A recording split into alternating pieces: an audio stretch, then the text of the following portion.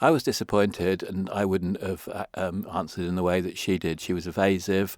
They were civil service type answers, which were sort of pivoting questions, and I wouldn't have done that. If you remember, back in June 2022, when I became Infrastructure Minister, I said that my first priority was improving things at the airport and improving things on the buses. Mm-hmm. And I did get directly involved in airport issues because I wanted to know all of the facts. And I think the Minister was evasive and made the situation worse yesterday. So I'm here to discuss some of the issues from a wider perspective. I'm not directly involved, and I've only seen what the public's seen, mm-hmm. but I think her answer yesterday was unhelpful.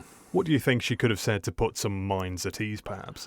Well, I met people with an officer present at the airport who had concerns about safety to do with the air traffic services, the tower and things around that, and other aspects of the airport. I met them, and they weren't making whistleblowing disclosures to me. They just wanted me as a politician to know. In respect of the buses, a parallel incident, I actually attended meetings where we tried to rebuild relationships between management and bus drivers and people who had other roles around the bus service, and it is absolutely vital that politicians understand and get involved, not in an operational way necessarily, but are showing support to bring people together. Mm. The most important thing at the airport is that, as far as I can tell, and I've no reason to believe otherwise, if you're frightened of flying, don't worry about flying from Ronaldsway. The airport is safe and resilient, but there are obviously strained relationships, particularly inside the tower, it seems. And so we have to remember that there's a conciliation process going on. And this is a call from a politician who, would have been more involved and is involved by this interview to both sides to show restraint and actually work through the processes of conciliation. Because just imagine how bad we would be in the island if we didn't have an air traffic control tower working.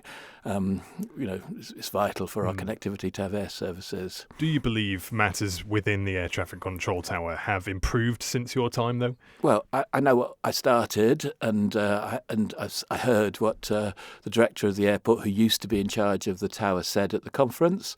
Essentially, reliability in terms of not cancelling services is increasing. They're on the verge of being able to stop the fatigue breaks, the regular fatigue breaks, which interrupt people's travelling when planes are delayed for other reasons.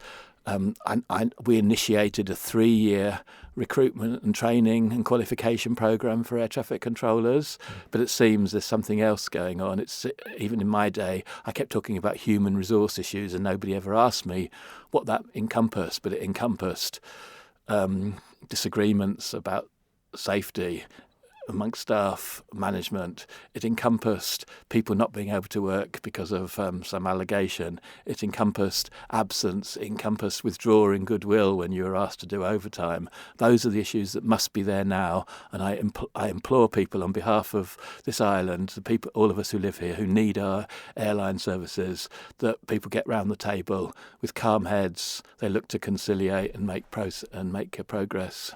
We do understand, though, that air traffic control officers have one of the most stressful jobs in the world. I think it's been widely known as, a really tough job. Do you think it wouldn't, whether there was political oversight of management at the airport, whether that would make any kind of difference at all? I think it would. I think I've been a politician now for 12 or 13 years, and I've known air traffic controllers and engineers over those whole 13 years who are living in the constituency, and it hasn't been a happy place. That's why I said in 2022 I wanted to make progress. I do believe we made progress for a year. Unfortunately, it was interrupted by a dispute over the gas field, I don't think Minister Hayward's done the best job if she's just absenting herself and being involved. She's coming across to me as somebody who thinks that she knows best, so therefore she's got a view. To me, the most important quality I brought to it was to bring people together and conciliation. And we're absolutely at a stage now where collective responsibility has got to be respected. The 20 or so people in the tower and the rest of air traffic services have got to be heard, and management's got to be listened to, and we need to come together because it's too precious, our airline connectivity. Just how concerned should we be about the special attention enforcement status by the CAA? So overall, the airport has had special attention applied to it since 2019. It got worse and then better in the last few years. We got put on notice at one point. That's for the overall airport.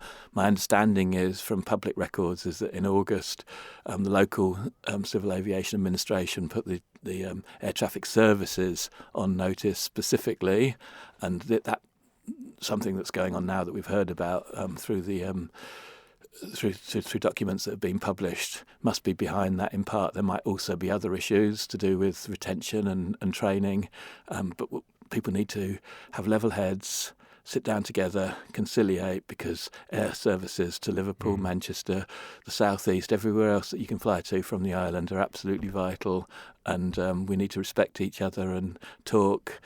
Jawing is much better than warring. Do you think that CAA notice, that special attention status is causing extra pressure amongst management, and that's what's leading to these issues? It could be, or it could have been.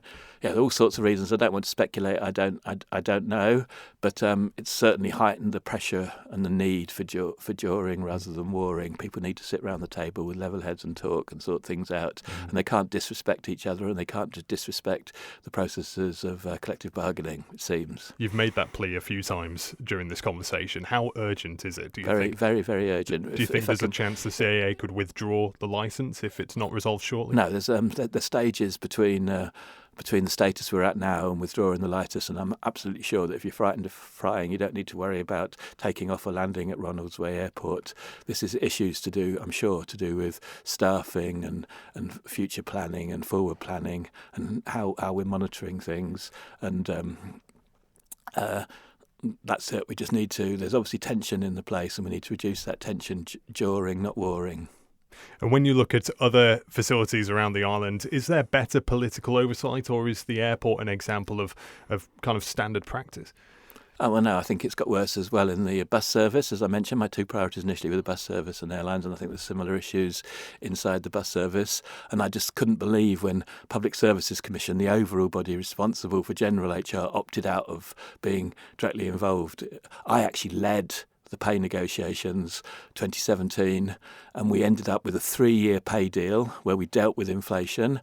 We gave people an incentive to get more than inflation, and we actually had a 3-year pay deal which favoured lower paid workers at the expense of higher paid workers, in as much as there was a consolidated lump sum rather than the same percentage whether you had high wages or low wages.